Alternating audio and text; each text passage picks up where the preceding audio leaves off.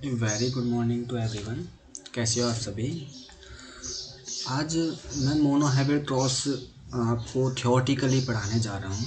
मैंने इसका एग्जाम्पल लेके अच्छे से लास्ट वीडियो में एक्सप्लेन कर दिया है। उस टाइम मैं थियोरेटिकल अप्रोच जो नहीं ले पाया था इस टॉपिक की, तो इस वजह से क्या वो मैंने यहाँ पे अलग से जो है आपके लिए मैंने प्रिपेयर कर लिया है, ठीक है ना, इन ए स्लाइड।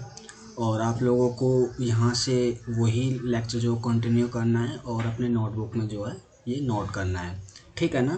स्टार्टिंग से ही नोट करना है। मैंने कुछ पोर्शन वहाँ लिख दिया था, वो सेम ही है इसमें और उसमें कुछ अंतर नहीं है, डिफरेंस नहीं है। कहीं समझो कि ये दोबारा लिखना पड़ेगा, जहाँ से आपने छोड़ा था वहीं से लिखना पड़ेगा, ठीक है ना। यहाँ मैच कर लेना, आप जहाँ से छोड़ा वहीं से करना पड़ेगा, ठीक है। देखो मैंने मोनोहाइब्रिड क्रॉस में क्या बताया था। जो मोनोहाइब्रिड क्रॉस होता है वो एक ऐसा क्रॉस होता है जिसमें या तो हम प्योर टॉल प्लांट लेते हैं और ड्वार्फ प्लांट लेते हैं, ठीक है ना। जैसे कैपिटल टी, ठीक है ना, प्योर टॉल प्लांट और प्योर ड्वार्फ प्लांट। तो प्योर ड्वार्फ प्लांट में क्या करेंगे हम, प्योर ड्वार्फ प्लांट में जो ये प्योर टॉल प्लांट है और एक प्योर ड्वार्फ प्लांट है, इनका हम क्रॉस करवाएंगे। ये एक parental character, as a parental character हम लेके चल रहे हैं, ठीक है ना। तो सिंगल मोनोहाइब्रिड क्रॉस क्यों बोलते हैं, क्योंकि मोनो का मतलब सिंगल होता है और हाइब्रिड का मतलब होता है कि मिक्सचर करना दो डिफरेंट जीनोटाइप्स का, ठीक है ना। तो पेरेंट्स का जो डिफरेंट जीनोटाइप है उसके बीच में हम क्रॉस करवा रहे हैं, एक दो कॉन्ट्रास्टिंग करेक्टर ले रहे हैं, सिंगल कॉन्ट्रास्टिंग करेक्टर ले रहे हैं, ठीक है ना। सिंगल कॉन्ट्रास्टिंग करेक्टर को हम जब क्रॉस करवाते हैं तो उसको मोनोहाइब्रिड क्रॉस बोलते हैं, ठीक है। तो हमने प्योर टॉल प्लांट ले लिया और प्योर ड्वार्फ प्लांट ले लिया। हमने देखा F1 जनरेशन में क्या मिला था हमें कि all plants will be tall, ठीक है ना। All plants will be tall when F1 plant are self pollination. जब दोबारा से हम सेल्फ पॉलिनेशन करवाते हैं, मीन्स जो हमें F1 जनरेशन जो मिली थी, एक कैपिटल टी और एक स्मॉल टी, जिसमें कि सारे जो प्लांट थे वो टॉल थे। क्योंकि उसमें जो कैपिटल टी था वो डोमिनेंसी शो कर रहा था अपने आप की, तो वो शो कर रहा था टॉल प्लांट को, ठीक है, एक्सप्रेस कर रहा था। ये मैंने बताया था, वो एक डोमिनेंट करेक्टर है तो अपने आप को एक्सप्रेस करेगा। स्मॉल टी एक रिसेसिव करेक्टर है तो वो अपने आप को एक्सप्रेस नहीं करेगा, ठीक है ना। टॉल के प्रेजेंस में, मतलब डोमिनेंट करेक्टर की प्रेजेंस में उसका करेक्टर जो हाइड हो जाएगा। यही हमें F1 जनरेशन में दिखा था। तो दूसरा जो मेंडल थे उन्होंने F1 प्लांट का भी सेल्फ पॉलिनेशन करवाया, मतलब जो कैपिटल टी स्मॉल टी थे उसका उसी के जैसे प्रोजेनी से क्या क्रॉस करवा दिया, ठीक है ना, जिसको हम सेल्फ पॉलिनेशन बोलते हैं।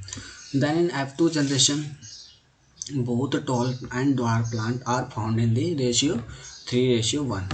जो 3:1 में वो हमें रिजल्ट हमें देखने को मिला था, जिसमें से क्या था कि 3 तो टॉल प्लांट थे और एक ड्वार्फ प्लांट था, ठीक है ना। एक प्योर ड्वार्फ प्लांट था और बाकी 3 टॉल प्लांट थे। एक प्योर टॉल प्लांट था जिसमें से, और 2 हाइब्रिड प्लांट थे, ठीक है ना, जो कि टॉल ही थे। ये एक फिनोटाइपिक रेशियो था। जीनोटाइपिक रेशियो भी हमने देखा था कि 1:2:1 आया था। कैपिटल टी 1 था, capital T small T 2 present थे उसमें और स्मॉल टी 1 प्रेजेंट था।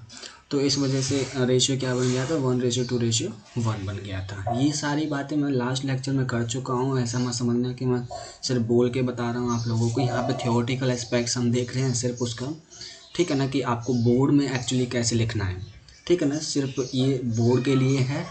और अगर अच्छे से क्लियरली समझना है, मैंने लास्ट लेक्चर में आपको समझा दिया अच्छे से, ठीक है ना, तो वहाँ से देख लेना।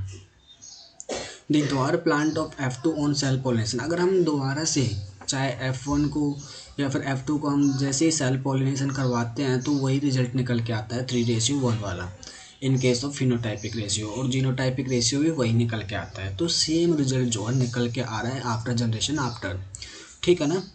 तो ऐसा नहीं है कि इसका F2 जनरेशन की सेल्फिंग में अलग रिजल्ट आएगा, F1 जनरेशन की सेल्फिंग में अलग रिजल्ट आएगा, F3 जनरेशन की सेल्फिंग में अलग रिजल्ट आएगा।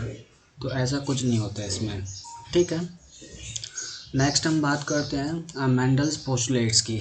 मीन्स मोनोहाइब्रिड क्रॉस पे उन्होंने क्या क्या अपने आइडियाज़ दिए थे, क्या पोस्टुलेट्स है, क्या फैक्ट्स थे उनके।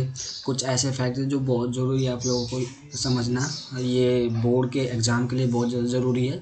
अगर ये 5 नंबर में क्वेश्चन आता है तो ये सारा आपको लिखना पड़ेगा। अगर 2 नंबर में क्वेश्चन आता है तो ये अलग से भी पूछ लिया जाता है, मेंडल पोस्टुलेट क्या होते हैं, क्या क्या थे क्या नहीं थे, ठीक है ना, क्या क्या उन्होंने अपना रिजल्ट निकाला था। सबसे पहला कि जो उनका पोस्टुलेट था ऑन फैक्टर्स ऑफ जेनेटिक्स, ठीक है ना। पहला पोस्टुलेट किस पे था, जेनेटिक्स के फैक्टर पे, ठीक है ना। इसमें क्या होता है कि ये पहले ये क्या बताता है देख लेते हैं। It state that character are control by a pair of unit factor. मैंने बताया था क्योंकि जो मेंडल थे उन्होंने क्या बोला था, जीन को ही फैक्टर बोला था। और जीन किसके लिए रिस्पॉन्सिबल थी, वो इन्फॉर्मेशन कैरी ऑन कर रहे थे, वो इन्फॉर्मेशन ट्रांसमिट कर रहे थे from parents to their offspring, ठीक है ना। तो उन्होंने उनको फैक्टर बोला था और उन्होंने ये बोला था ये कुछ एक फैक्टर है प्लांट के अंदर इनमें जो कि इन करेक्टर्स को कंट्रोल कर रहा है और वो पेयर में प्रेजेंट है। तो उनको पता नहीं था एक्चुअली वो जीन है, ठीक है ना। जीन पेयर में प्रेजेंट होती है और जीन की alternative forms also are there, जो कि क्या है, एलील, जिसको हम बोल देते हैं। The 2 factors are now called allele, ठीक है ना। वो जीन के ही पार्ट थे दोनों फैक्टर जो थे। फैक्टर किसको बोला, जीन को, ठीक है। जीन के अंदर 2 कॉन्ट्रास्टिंग अल्टरनेटिव फॉर्म्स प्रेजेंट होती हैं, कॉन्ट्रास्टिंग नहीं अल्टरनेटिव फॉर्म्स प्रेजेंट होती हैं जिसको हम एलील बोलते हैं, ठीक है ना। या फिर एलीलोमॉर्फ भी बोल सकते हैं। ये पेयर में प्रेजेंट होती है, याद रखना। पहला पोस्टुलेट था उनका फैक्टर पे। सेकंड जो पोस्टुलेट था डोमिनेंस और रिसेसिवनेस, ये मैं बता चुका हूँ। डोमिनेंट जो अपने आप को एक्सप्रेस करता है, रिसेसिव जो अपने आप को एक्सप्रेस नहीं करता, ठीक है ना। जो डोमिनेंट करेक्टर की प्रेजेंस में, याद रखना, ये भी कब एक्सप्रेस नहीं कर पाता, जब डोमिनेंट करेक्टर इसके पास में होगा तब ये एक्सप्रेस नहीं कर पाएगा, ठीक है ना। जैसे कि मान के चलो तुम अपने पेरेंट्स के सामने तो बिल्कुल भी नहीं बोलते और बाहर बहुत ज़्यादा बोलते हो, तो सेम कंडीशन यहाँ पे है, ठीक है ना। If 2 dissimilar unit factors are present in an individual only one express itself, अगर दोनों प्रेजेंट होंगे तो डोमिनेंट वाली ही एक्सप्रेस कर पाएगी, ये याद रखना, ओनली वन एक्सप्रेस, ठीक है ना। नेक्स्ट इसी में the one which express itself is known as the dominant factor while the second which does not express at all is known as the recessive factor. जो अपने आप को एक्सप्रेस कर पाता है उसी को हम डोमिनेंट फैक्टर बोलते हैं, जो अपने आप को एक्सप्रेस नहीं कर पाता उसी को हम रिसेसिव फैक्टर बोलते हैं, ठीक है ना। नेक्स्ट जो पोस्टुलेट था इनका सेग्रीगेशन पे था, हालांकि हमने किया नहीं है, करेंगे नेक्स्ट लेक्चर में, कंप्लीट कर लेंगे। ये भी मोनोहाइब्रिड क्रॉस का ही एग्जाम्पल है।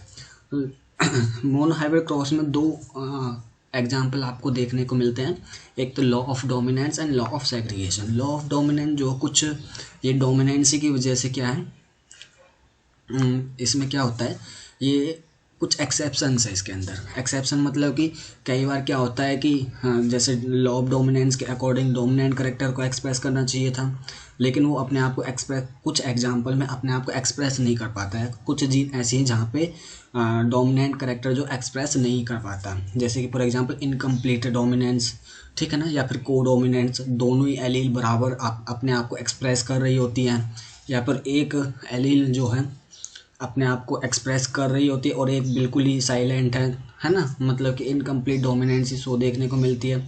और को डोमिनेंस मतलब दोनों ही, कोई भी रिसेसिव नहीं है, ना डोमिनेंस है ना रिसेसिव है, दोनों ही अपने आप को एक्सप्रेस कर रही होती है उस केस के अंदर, ठीक है ना। तो लॉ ऑफ डोमिनेंस में एक एक्सेप्शन है, तो इस वजह से क्या है, इसको इंक्लूड नहीं किया जाता, हालांकि हम पढ़ेंगे। पोस्टुलेट्स ऑन सेग्रीगेशन, सेग्रीगेशन में ये बोला गया कि इसमें कोई एक्सेप्शन नहीं है, ठीक है ना। सबसे पहले क्या होगा, पेरेंटल करेक्टर्स प्रेजेंट होंगे। पेरेंटल करेक्टर जो है उनकी जो करेक्टर्स के जो जीन है, ठीक है, वो क्या है, हाफ होंगे, गैमेट की फॉर्मेशन कराएंगे।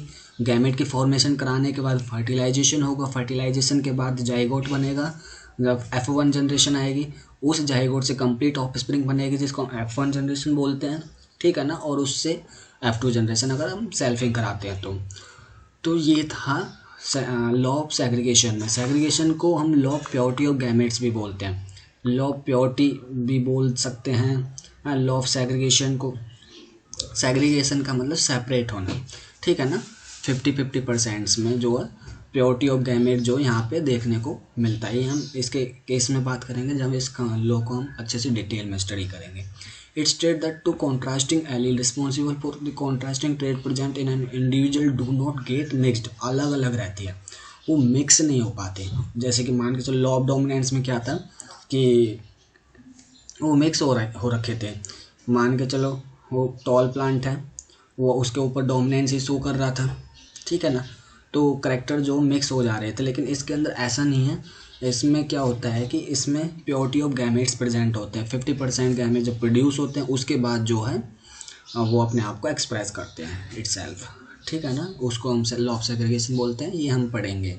और ये भी मोनोहाइब्रिड क्रॉस का ही एग्जांपल था, इस वजह से क्या है हमने यहाँ पे ये इंक्लूड कर दिया, और ये मेंडल का ही पोस्टुलेट था, फैक्ट था कि उसने क्या क्या बताया था मोनोहाइब्रिड क्रॉस में, ठीक है ना। नेक्स्ट हम पढ़ेंगे लॉ ऑफ डोमिनेंस और law of segregation. Law of dominance में यहीं पे हम दो एक्सेप्शन पढ़ लेंगे, इसके इनकम्प्लीट डोमिनेंस और कोडोमिनेंस, ठीक है ना।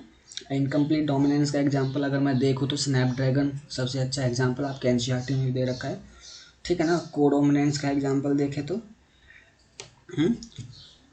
वाइट कोट और रेड कोट कैटल जो होते हैं वो मैं सारे एक्सप्लेन करूँगा, अच्छे से डिस्कस करूँगा नेक्स्ट लेक्चर में आप लोगों के साथ में। ये आपको जो मैंने पीडीएफ भेजी है, सेंड किया है, उससे पहले ये वाले जो नोट्स प्रिपेयर करने हैं आज का जो लेक्चर है, ठीक है ना। उसके बाद जो पीडीएफ मैंने भेजी थी उसी में से जो है आप लोगों को अपने नोट्स प्रिपेयर करने हैं, ठीक है ना, फेयर नोटबुक में। क्लियर है ना सभी को? ठीक है। अगर फिर भी कोई प्रॉब्लम आती है तो मुझे लाइव क्लास में बता देना शाम को, और कमेंट करके बता सकते हो, मैसेज करके बता सकते हो, ठीक है ना। Okay, thank you.